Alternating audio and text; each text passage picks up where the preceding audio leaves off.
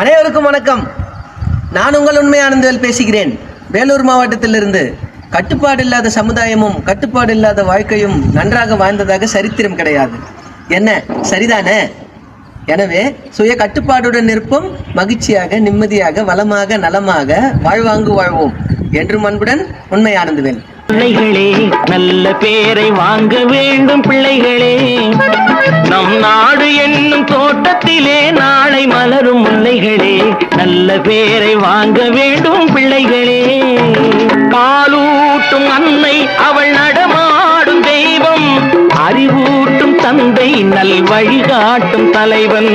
துணையாக கொண்டு நீ நடை போடு, இன்று உருவாகும் நல்ல எதிர்காலம் ஒன்று. உருவாகும் நல்ல எதிர்காலம் ஒன்று. நல்ல பேரை வாங்க வேண்டும் பிள்ளைகளே.